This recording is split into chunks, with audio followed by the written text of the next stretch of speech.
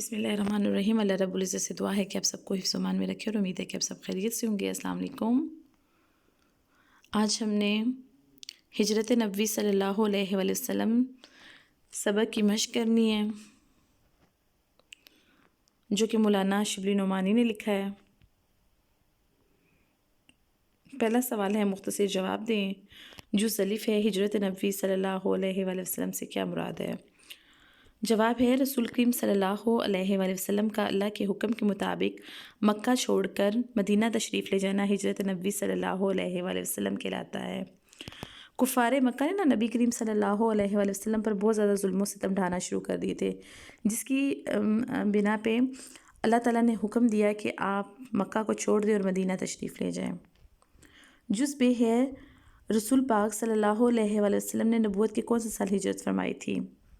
جواب ہے، رسول پاک صلی اللہ علیہ وآلہ وسلم نے نبوت کے 13ویں سال ہجرت فرمائی تھی۔ حضرت امیر سے کون سی شخصیت مراد ہے؟ حضرت امیر رضی اللہ تعالیٰ عنہ سے مراد حضرت علی کی شخصیت ہے۔ رسول پاک صلی اللہ علیہ وآلہ وسلم نے حضرت علی سے کیا ارشاد فرمایا تھا؟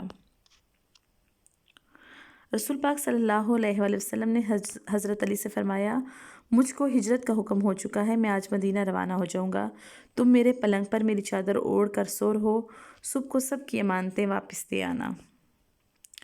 حضرت اسماء کون تھیں؟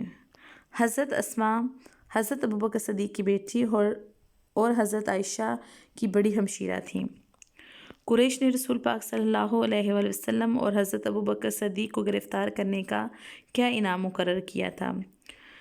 قریش نے اشتہار دیا، مشہوری کی کہ جو شخص محمد صلی اللہ علیہ وآلہ وسلم کو یا ابوبکر کو گرفتار کر کے لائے گا، اس کو ایک خون بہا کے برابر، یعنی کہ قصاص، ایک خون کا بدلہ، 100 اونٹ تھے نا، سرخ 100 اونٹ، تو 100 اونٹ کا انعام دیا جائے گا۔ سراقہ بن حشم کیسے طائب ہوا؟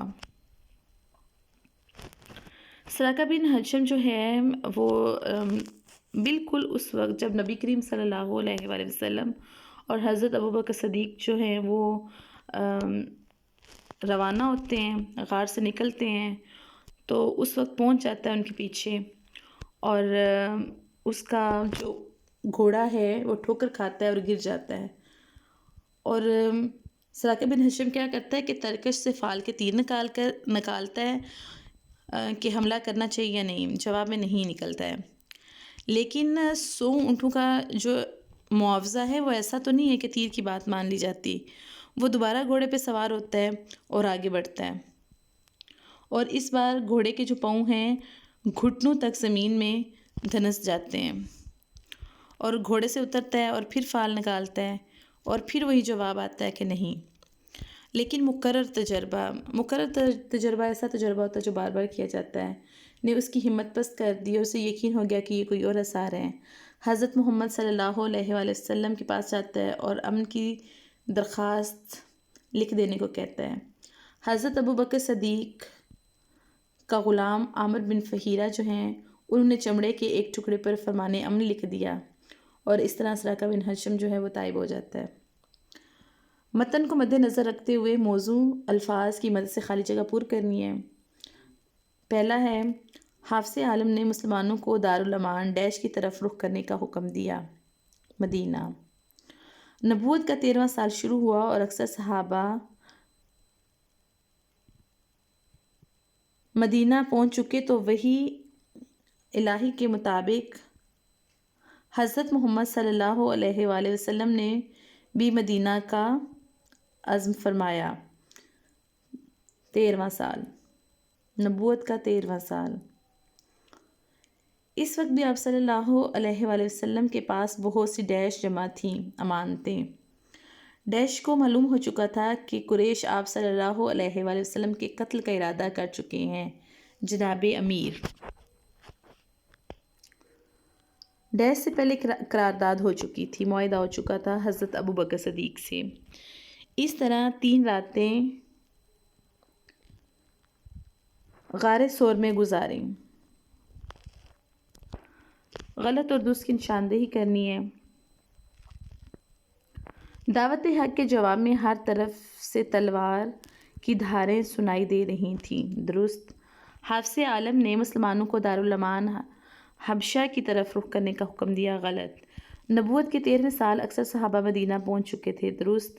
سب لوگوں نے ایک ہی رائے پیش کی، غلط۔ مختلف رائے جو ہیں وہ پیش کی گئی تھیں۔ اہل عرب زنانہ مکان کے اندر گھسنا معیوب سمجھتے تھے، درست۔ فاتح خیبر کے لیے قتل گاہ فرش گل تھا، درست۔ حضرت ابو بکر کا غلام رات گئے بکریاں چرا کر لاتا، درست۔ حضرت عائشہ گھر سے کھانا پکا کر غار ثور میں پہنچاتی، غلط۔ حضرت اسما تھیں۔ صبح قریش کی آنکھیں کھلیں تو پلنگ پر حضرت محمد صلی اللہ علیہ وآلہ وسلم کی بجائے حضرت امیر تھے، درست۔ نبی کریم صلی اللہ علیہ وآلہ وسلم کی تشریف آوری کی خبر پہلے ہی مدینے پہنچ چکی تھی، درست۔ کالم الف کو کالم بے کے ساتھ ملانا ہے۔ دارالامان مدینہ، دیانت امانت، قتل گاہ فرش گل، ہماتن چشم انتظار، تلوار جھنکار۔ تراکیب کا جو ہے نا الفاظ اور تراکیب کا تلفظ اعراب کی مدد سے واضح کریں۔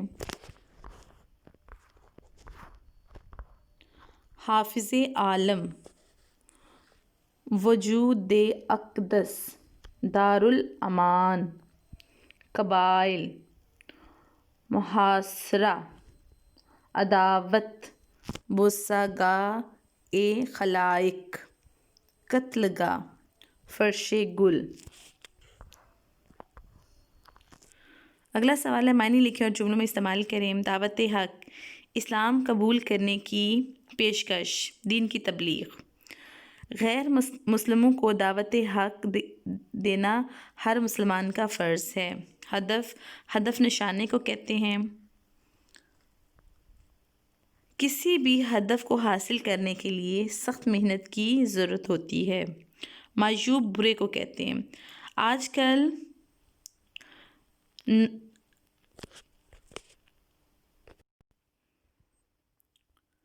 کل تاجر ناجائز منافع خوری کو معیوب نہیں سمجھتے۔ ترکش، تیر دان، تیر رکھنے کا جو ہے خول۔ جنگ پر روانہ ہونے سے قبل سپاہیوں نے اپنے ترکش میں تیر سجائے۔ خون بہا، خون کا بدلہ۔ خون یعنی کہ قتل کے بدلے میں جو قیمت ادا کی جاتی ہے۔ عقیل کے ورثاء نے خون بہا کے بدلے قاتل کو معاف کر دیا۔ جمع کے واحد اور واحد کی جمع لکھنے ہیں۔ واحد ہدف کی جمع، ہدف نشانے کو مقصد کو کہتے ہیں۔ اہداف، قبیلہ قبائل، زنجیر زنجیریں، جھنکاریں جھنکار، رائے رائے۔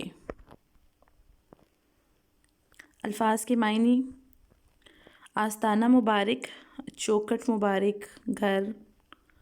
فرش گل، پھولوں کا فرش۔